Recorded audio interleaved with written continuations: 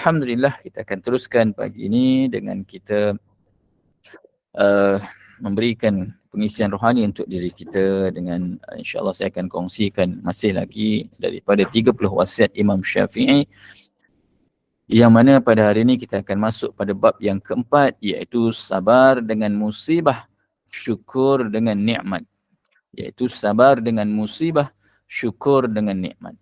Imam Syafi'i memberikan pesan kepada kita, sabar menghadapi musibah adalah sebesar-besar erti sabar, di mana sabar itu sendiri memerlukan kesabaran.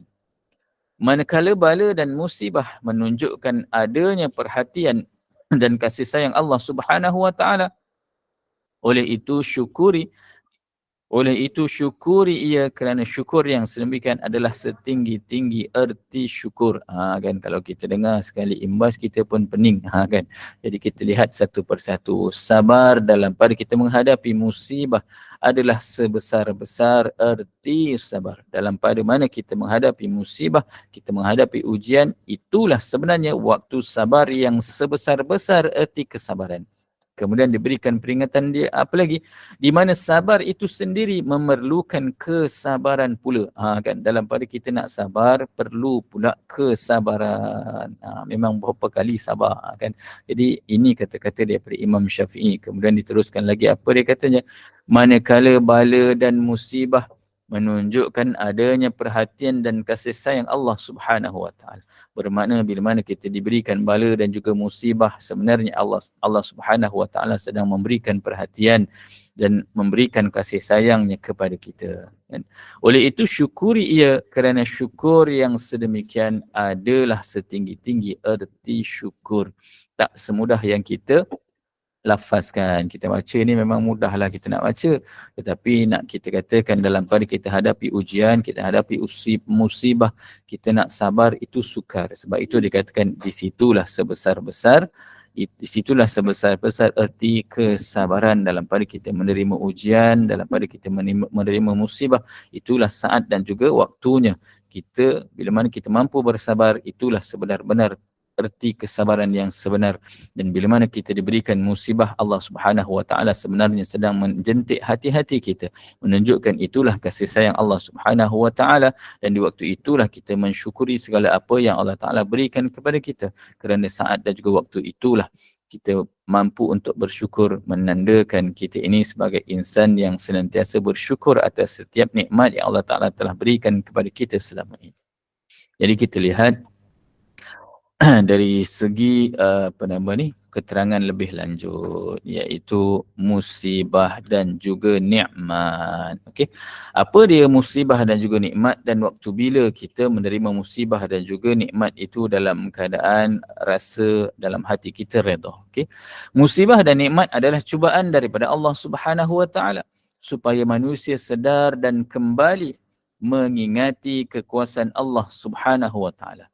Manusia mempunyai sifat yang berbeza-beza, terutamanya dalam menghadapi susah, dalam pada kita menghadapi musibah, dalam pada kita menghadapi bala, dalam pada kita menghadapi malapetaka, kesenangan dan juga kenikmatan. Jadi setiap di kalangan kita, bila mana kita diuji dengan musibah, bila mana kita diuji dengan nikmat, bila mana kita diuji dengan malapetaka, bila mana kita diuji juga dengan kesenangan dan juga kenikmatan, setiap daripada kita akan menerimanya dengan perasaan yang berbeza-beza. Ada orang bila mana ditimpa dengan kesusahan, dia semakin jauh dengan Allah Subhanahu wa taala. Bila mana dia menerima suatu musibah, dia menerima suatu bala, dia menerima satu malapetaka, semakin jauh dia dengan Allah Subhanahu wa taala. Dia akan berkeluh kesah, dia kata dalam dirinya, kenapalah aku sahaja yang ditimpa ujian, kenapa aku sahajalah yang diberikan bala, kenapa aku sahajalah yang diberikan malapetaka, kenapa tak orang lain? Selepas satu musibah, satu lagi musibah melanda. Kan? Tetapi bila mana dia diuji dengan kesenangan dan kenikmatan, dia juga lupa kepada Allah Subhanahu wa taala. Dia jarang mensyukuri segala nikmat dan juga kesenangan yang Allah Taala telah kurniakan kepada kita. Jadi kita dalam keadaan ini, kita muhasabah dalam diri kita sebenar-benarnya, kan? Dalam keadaan kita hidup selama ini, usia kita 50, 60, ataupun 40 tahun. Sebenarnya berapa banyak musibah yang telah Allah Ta'ala turunkan kepada kita. Sebenarnya berapa banyak bala yang Allah Ta'ala telah turunkan kepada kita. Berapa banyak ujian yang Allah Ta'ala telah turunkan dari sudut perkara-perkara seperti malapetaka dan sebagainya. Dan berapa banyak pula nikmat Allah yang telah diberikan kepada kita. Berapa banyak pula kesenangan yang Allah Ta'ala telah berikan kepada kita. Saya yakin dan percaya di kalangan kita lebih banyak kesenangan dan juga kenikmatan yang Allah Ta'ala telah kurniakan kepada kita. Sesekali sahaja Allah Ta'ala uji kita dengan kesusahan. Sesekali sahaja Allah Ta'ala uji kita dengan musibah. Sesekali sahaja Allah Ta'ala uji kita dengan bala dan juga malapetaka. Jadi bila mana kita diuji dengan pelbagai ujian ini, maka bersabarlah kita dan kita kenang kembali berapa banyak nikmat yang Allah Ta'ala kurniakan kepada kita, kerana dari situ akan menimbulkan rasa sabar, rasa redha dalam diri kita atas ujian yang Allah Ta'ala telah berikan kepada kita. Jadi dalam pada menerima ujian, terdapat golongan manusia yang ingkar bahawa kenikmatan dan malapetaka itu datang daripada Allah Subhanahu Wa Ta'ala sebagai ujian. Pada mereka, gempa bumi, banjir, kebakaran, hama serta angin taufan itu adalah bencana alam, bukan daripada Tuhan. Ada orang begitu pula kan. Bila mana berlakunya banjir, ribut, taufan, hujan yang melanda, mereka ini tak menganggap ianya sebagai ujian daripada Allah. Bahkan mereka mengatakan ini adalah bencana alam.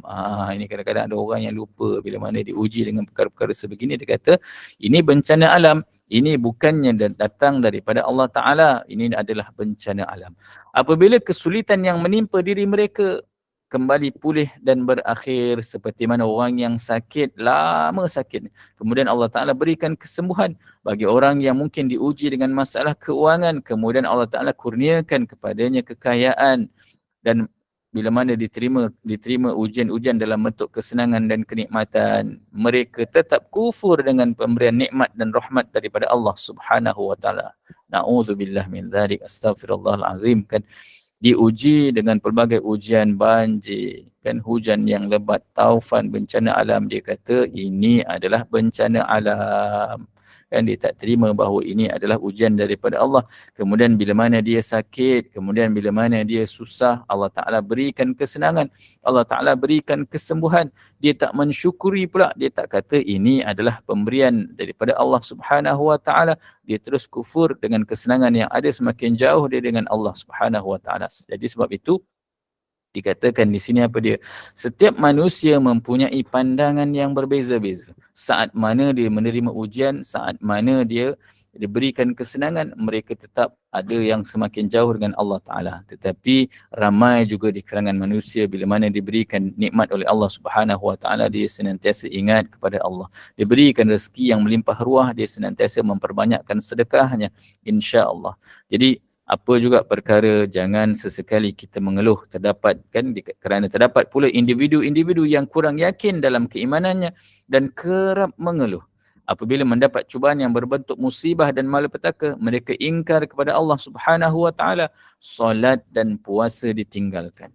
Jadi orang-orang seperti itu apabila beroleh kekayaan, dia menjadi sombong.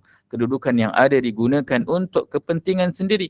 Apabila beroleh ilmu pengetahuan, ia gunakan bagi merugikan orang lain. Hal itu terjadi apabila semua itu diperoleh dengan jalan yang tidak wajar. Jadi kita risau bila mana kita diberikan kekayaan, kita sombong. Kita risau bila mana kita ada kedudukan yang tinggi, kan, kita jadi bos dalam sesebuah organisasi, kita jadi general manager, kita jadi managing director, kita jadi menteri, kita jadi exco, kita jadi orang yang ada jawatan yang tinggi, tetapi kita gunakan untuk kepentingan diri sendiri. Kita tak membantu orang-orang yang berada di bawah kita. Kita jadi bos, kita menyusahkan orang-orang bawahan kita, kita berikan arahan-arahan yang sukar untuk mereka laksanakan. Jadi apabila beroleh pula ilmu pengetahuan, kita gunakan ilmu pengetahuan itu untuk kita menjatuhkan orang lain. Ada orang yang begitu kan. Jadi hal ini semuanya terjadi kerana apa? Kerana jauhnya diri kita daripada Allah Subhanahu Wa Ta'ala. Jadi kita perlu ingat apa dia? Bahawa sesungguhnya musibah dan nikmat adalah cubaan daripada Allah Subhanahu Wa Ta'ala, supaya mana kita sebagai manusia sedar dan kembali mengingati kekuasaan Allah Subhanahu wa ta'ala. Jadi kita perlu tanamkan dalam diri kita bahawa musibah, bahawa ujian dan juga nikmat semuanya adalah cubaan daripada Allah Subhanahu wa taala nak menguji kita. Adakah kita semakin dekat dengan Allah Subhanahu wa taala ataupun kita semakin jauh dengan Allah Subhanahu wa taala. Kerana manusia mempunyai sifat yang berbeza-beza, terutamanya dalam pada kita menghadapi susah, dalam pada kita menghadapi musibah, dalam pada kita menghadapi bala, malapetaka, kesenangan dan juga kenikmatan. Jadi perbanyakkanlah kita mengingati Allah Subhanahu wa taala kerana sesungguhnya Allah Subhanahu wa taala senantiasa memberikan pelbagai nikmat kepada diri kita. Jangan kita terus leka, jangan kita terus alpa kan. Dalam pada kita menerima ujian pasti di hujungnya ada sinar yang menanti kita kan. Ada sebuah lagu ni kata apa dia? Dalam derita ada bahagia, dalam gembira mungkin terselit duka. Tak siapa tahu, tak siapa pinta ujian bertamu. Bibir mudah mengucap sabar, tapi hatilah yang remuk menderita. Insan memandang mempunyai berbagai tafsiran. Jadi dikatakan di situ apa dia, dalam derita kita pastinya Allah Ta'ala hadirkan bahagia buat diri kita bila mana kita senantiasa bersabar dengan ujian tersebut. Dalam pada kita bergembira, jangan kita sangka bahawa di hujungnya nanti mungkin Allah Ta'ala akan hadirkan duka buat diri kita sebagai ujian kepada kita. Dan tak ada siapa pun yang tahu, tak ada siapa pun yang meminta ujian itu datang kepada kita. Memang mudah kita nak mengucapkan sabar kan, kita kata bila mana ada orang diuji kita kata apa dia, sabar kan, sabar. Ujian ni bang, Allah Ta'ala berikan ujian untuk abang kan. Ujian ni hajah kita beri, Allah Ta'ala berikan ujian untuk hajah supaya kita lebih dekat dengan Allah Ta'ala. Tetapi bila mana ujian itu datang kepada diri kita, belum tentu kita mampu untuk menghadapi ujian itu dengan perasaan sabar. Jadi pentingnya untuk diri kita ada sahabat-sahabat yang senantiasa memberikan peringatan kepada kita insya-Allah. Jadi kita lihat sambungan seterusnya. Jangan ingat dikala susah, lupa dikala senang. Okay? Jadi golongan berikut adalah individu-individu yang apabila mendapat kesulitan, musibah, malapetaka ataupun kemiskinan, mereka mengingati Allah Subhanahu wa taala. Ini yang kita risaukan, golongan yang ini pula. Golongan apa dia? Bila mana dia susah, dia mampu untuk ingat kepada Allah Subhanahu wa taala, tetapi yang merisaukan kepada kita bila mana beroleh kenikmatan, lupa kita kepada Allah Subhanahu wa taala. Bila mana kita susah, bila mana kita sakit, ya Allah, mulut kita tak lepas daripada zikir. Ya Allah kan, subhanallah kan, alhamdulillah, wa la ilaha illallah, Allahu akbar. Bibir kita senantiasa melafazkan zikir-zikir memuji kebesaran Allah Subhanahu wa taala saat kita sakit, saat mana kita diuji, kita senantiasa istighfar, astaghfirullahal azim, astaghfirullahal azim, astaghfirullahal azim. Bila mana Allah Taala turunkan nikmat kepada kita, kita jauh pula dengan Allah, kita lupa kepada Allah Subhanahu wa taala. Ini yang kita risau kan. Jadi kalau boleh kita tak naklah menjadi orang yang waktu susah kita ingat Allah, sewaktu senang kita lupa kepada Allah. Jadi bila mana kita ditimpa musibah, kita ingatlah peringatan daripada Allah Subhanahu wa taala dalam surah Fussilat ayat 51 yang bermaksud apa dia? Dan apabila kami kurniakan nikmat kepada manusia, berpalinglah dia dan menjauhkan diri, dan apabila dia ditimpa kesusahan, maka ia berdoa dengan panjang. Jadi ini peringatan daripada Allah Subhanahu wa taala bahawa adanya golongan yang mana bila mana Allah Ta'ala kurniakan kepada dia kenikmatan, dia jauh dengan Allah. Dia berpaling daripada Allah. Dan apabila dia ditimpa dengan kesusahan, maka ia berdoa dengan doa yang panjang-panjang, rasa macam insaf berbenar. Kan? Jadi sebab itulah kita sama-sama saling tegur-menegur untuk kebaikan bersama. Dan kita saling mengingati di antara satu sama lain, mengingatkan di antara satu sama lain. Itu pentingnya kita ada sahabat-sahabat yang senantiasa dekat dengan kita. Sahabat-sahabat yang senantiasa memberikan peringatan kepada kita. Bila mana kita berduka, dia datang, dia tanya dengan kita apa masalah kita, dia berikan kata-kata semangat, dia berikan motivasi buat diri kita. Bila mana kita semakin jauh dengan Allah Subhanahu wa taala, kita dapat nikmat yang pelbagai, kereta kita besar, rumah kita besar, kan apa lagi yang besar? Kan segala-galanya kita nak yang besar, gaji yang besar. Tetapi bila mana kita dapat nikmat tersebut, kita makin sombong, kita makin jauh daripada majlis ilmu, kita semakin jauh daripada rumah-rumah Allah, maka akan hadir kawan-kawan yang memberikan peringatan kepada kita, jom kita ke masjid, jom kita datang ke majlis ilmu, jom kita memperbanyakkan membaca Al-Quran. Inilah sahabat-sahabat yang terbaik. Sebab apa? Hidup ini ibarat roda dalam kehidupan. Kadang-kadang kita duduk di atas, kadang-kadang kita berada di bawah. Dan kita perlu ingat apa dia? Golongan yang paling tinggi darjatnya adalah orang yang beriman dengan penuh keyakinan. Apabila dia memperolehi nikmat, dia bersyukur dengan ucapan Alhamdulillah dan perbuatannya senantiasa mensyukuri segala nikmat Allah. Dan apabila dia ditimpa dengan malapetaka ataupun kesusahan, dia tetap bersabar. Jadi inilah yang dikatakan insan yang paling tinggi darjatnya. Jadi iman, ibadah dan akhlaknya tidak mudah terpengaruh sama ada sewaktu senang ataupun sewaktu dia susah. Jadi bukan senang kan, bukan senang bercakap senang lah Ustaz. Kan memang bercakap tu senang, nak melaksanakan tu yang susah. Sebab itulah pentingnya untuk kita senantiasa duduk dalam majlis-majlis ilmu sebegini, senantiasa diberikan ruang untuk kita menyucikan hati kita, kan. Sedangkan baginda Nabi sallallahu alaihi wasallam insan yang paling terbaik, kan, insan yang paling terbaik, yang paling suci, yang tak pernah buat salah di sisi Allah Subhanahu wa taala. 2 kali baginda Nabi sallallahu alaihi wasallam dibuat pembedahan dalam hidup baginda Nabi sallallahu alaihi wasallam untuk menyucikan hatinya. Yang pertama sewaktu baginda Nabi sallallahu alaihi wasallam berusia sekitar 4-5 tahun begitulah, kan. Dalam keadaan usia begitu, baginda Nabi sallallahu alaihi wasallam dibuat pembedahan menyucikan hatinya oleh Sayyidina Jibril, dan disucikan hatinya dengan air Zam-Zam. Dan yang keduanya sewaktu baginda Nabi sallallahu alaihi wasallam dalam proses untuk melakukan perjalanan Isra dan juga Mi'raj, kan. Jadi yang kedua itu juga dilakukan pembedahan dengan disucikan hatinya, dibersihkan dengan air Zam-Zam. Jadi kalau kata baginda Nabi sallallahu alaihi wasallam diberikan suatu ibrah kepada kita, sucikan hati sebelum menghadap Allah Subhanahu wa taala, maka kita ambil satu pengajaran bahawa kita perlu senantiasa menyucikan hati kita. Jangan pula ada yang tanya, Ustaz, ada tak kat mana-mana tempat yang boleh buat operation pembedahan membersihkan hati dengan air Zam-Zam? Memang tak ada, kan. Itu ibrah kepada kita, jangan cari pasal. Duk pergi dengan ceramah Isra Mi'raj, kan. Tiap-tiap malam dengan ceramah Isra Mi'raj, kan. Mana masjid, mana surau yang cerita tentang Isra Mi'raj, dia pergi. Kan.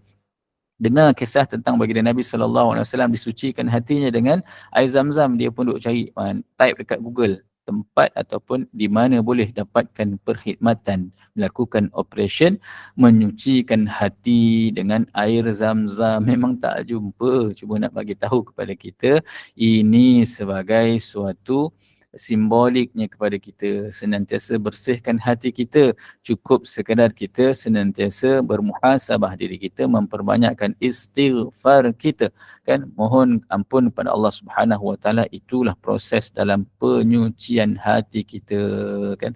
Jadi senantiasa kita mohon ampun kepada Allah Subhanahu wa taala atas segala dosa dan juga salah silap yang telah kita lakukan, kerana sesungguhnya sifat Allah itu antara lain iaitu yang Maha Pengasih, yang Maha Pemurah, kan. Wahai Tuhan yang Maha Pemurah, terangilah ku dengan nur iman-Mu. Hanya Engkau tempat aku berserah. Mohon maghfirah di dalam syahdu. Jadi sifat Allah yang Maha Pemurah, kita mohon agar diterangkan hati kita dengan nur keimanan kita, kerana hanyalah kepada Allah Subhanahu wa taala kita berserah. Mohon keampunan, mohon maghfirah di dalam keadaan syahdunya kita, dalam keadaan kita penuh pengharapan. Dan juga wahai Tuhan yang Maha Pengasih, ampunilah segala dosaku. Laksana bumi di laut memutih, hanyut ditelan gelombang nafsu. Jadi kita mohon kepada Allah Subhanahu wa taala yang mana sifatnya Maha Pengasih. Semoga Allah Subhanahu wa taala mengampunkan segala dosa-dosa kita. Kerana apa? Dosa-dosa kita ini laksana buih di lautan yang memutih, banyak sungguh dosa kita. Yang mana dosa kita hanyut ditelan dalam keadaan gelombang nafsu kita. Kita hanyut dengan nafsu yang Allah Ta'ala berikan kepada kita. Kita tak mampu nak kawal nafsu tersebut. Jadi insya-Allah semoga senantiasa kita menjadi insan yang terbaik dengan muhasabah diri kita setiap masa, setiap ketika. Diberikan ujian, kita bertabah dengan ujian tersebut, sabar dengan ujian tersebut, dekat diri kita dengan Allah Subhanahu wa taala, diberikan nikmat kepada kita, juga kita mensyukuri nikmat tersebut kerana sesungguhnya terlalu banyak nikmat yang Allah Taala telah berikan kepada kita. Semoga kita senantiasa menjadi insan yang bersyukur, jadi insan yang senantiasa bersabar, jadi insan yang senantiasa dapat mendekatkan diri kita kepada Allah Subhanahu wa taala, insya-Allah. Jadi saya rasa cukup setakat itu saja. Saya difahamkan selepas ini kuliah duha akan bermula jam 8 pagi. Jadi cukup setakat itu. Semoga pihak admin boleh buat persiapan untuk kuliah seterusnya insya-Allah. Jadi saya sebagaimana kebiasaan menyusun 10 jari memohon kemaafan daripada seluruh sahabat-sahabat sepanjang kita dapat bersama pada pagi ini, dan saya rasa cukup bertuah kerana menjadi sebahagian daripada sahabat-sahabat yang terlibat dalam Gema Nur Iman ini, yang saya nampak senantiasa istiqamah, para adminnya senantiasa istiqamah untuk melaksanakan program-program yang terbaik. Saya tak pernah jumpa lagi satu organisasi yang senantiasa cakna, kan setiap hari ada sahaja program. Kami di Masjid Surau pun mampu buat program paling-paling pun kuliah maghrib, kuliah isyak, kuliah subuh. Tak seperti yang dilakukan oleh sahabat-sahabat daripada tim Gema Nur Iman. Jadi saya ucapkan syabas dan tahniah kepada sahabat-sahabat daripada tim Gema Nur Iman. Semoga terus istiqamah. Semoga dapat senantiasa memperbetulkan niat kita. Yang kita nak cari adalah keredaan Allah Subhanahu wa taala. Sucikan hati kita, jangan kita leka dengan pujian-pujian, jangan kita leka dengan ujian-ujian, jangan kita leka dengan perkara-perkara yang kita rasa macam bagus sungguh dah kita ni. Kan sebab apa? Ini ujian juga buat diri kita. Semoga kita senantiasa melakukan segalanya ikhlas kerana Allah Subhanahu wa taala, dan senantiasa ada di kalangan kita yang saling membuat teguran di antara kita sesama kita. Saya juga mengharapkan kepada sahabat-sahabat, tegurlah saya sekiranya ada kekurangan, ada kesilapan, ada perkara yang kurang molek dari segi tutur kata, tingkah laku dan sebagainya. Insya-Allah Allah Subhanahu wa taala akan senantiasa mengikat hati-hati kita. Silaturahmi ini, ukhuwah ini kerana Allah Subhanahu wa taala. Sekali lagi mohon kemaafan atas segala salah silap yang telah saya lakukan. Setiap sesuatu yang baik datang daripada Allah Subhanahu wa taala, kelemahan adalah khilaf diri saya sendiri, segala-galanya dengan izin daripada Allah Subhanahu wa taala. Saya tinggalkan dengan Assalamualaikum warahmatullahi wabarakatuh. Saya serahkan kembali kepada Puan Admin kita insya-Allah. Waalaikumsalam warahmatullahi wabarakatuh. Alhamdulillah. Amin. Allahumma amin. Jazakallah khairan kasiran. Al-Fadil Ustaz Mahmud bin Mastam yang telah pun menyempurnakan kuliah subuh kita pada pagi yang penuh barakah ini. Mudah-mudahan dengan barakah bacaan Yasin dan doa secara berjemaah tadi, mudah-mudahan Allah ijabah segala doa kita, dan mereka yang diuji dengan pelbagai penyakit dipermudahkan, diberikan syifa yang sempurna. Terima kasih juga atas perkongsian ilmu Ustaz pada pagi ini, itu tentang kesabaran. Di sebalik kesabaran pasti ada hikmahnya. Yakinlah hidup kita memang penuh dengan rintangan, kesedihan, penderitaan, akan ada manisnya. Sebesar manapun kesusahan yang melanda, fikirlah besar lagi rahmat yang Allah berikan pada kita nanti. Tuhan Maha Pengasih lagi Maha Penyayang. Mudah-mudahan kita dalam rahmat dan dalam redha Allah Subhanahu wa taala.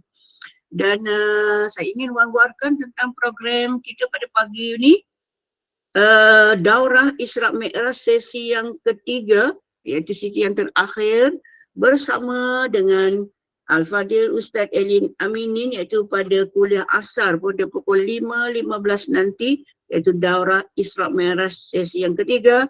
yang bertajuk Membumikan Perjalanan Langit. Jadi jangan lupa terus bersama dengan sesi Isra' Mi'raj sesi yang ketiga untuk kita dapat lagi lihat perjalanan Rasulullah SAW ke dalam perjalanan Isra' Mi'raj baginda, insya-Allah. Dan kepada para penginfak yang terus menginfak kepada Gemua Nur Iman, alhamdulillah pihak Gemua Nur Iman ingin merakamkan jutaan terima kasih.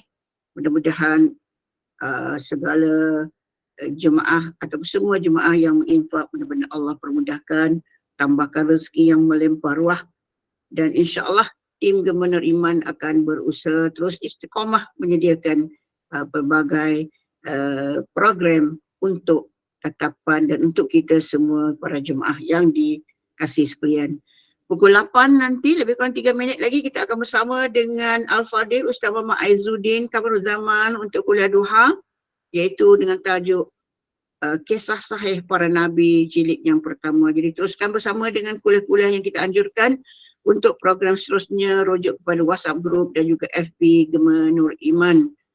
Dan kepada para jemaah yang ada urusan pada hari ini, moga Allah permudahkan dan di mana pun saja kita berada pada pagi ini, alhamdulillah.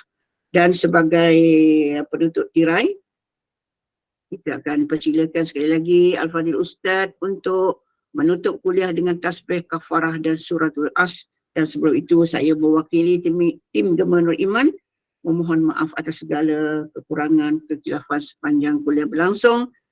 Dan saya akhiri dengan lafaz wabillahi taufiq. Wassalamualaikum warahmatullahi wabarakatuh. أعوذ بالله من الشيطان الرجيم. بسم الله الرحمن الرحيم. سبحانك اللهم وبحمدك أشهد أن لا إله إلا أنت أستغفرك وأتوب إليك. بسم الله الرحمن الرحيم. والعصر إن الإنسان لفي خسر إلا الذين آمنوا وعملوا الصالحات وتواصوا بالحق وتواصوا بالصبر. صدق الله العظيم. السلام عليكم ورحمة الله وبركاته.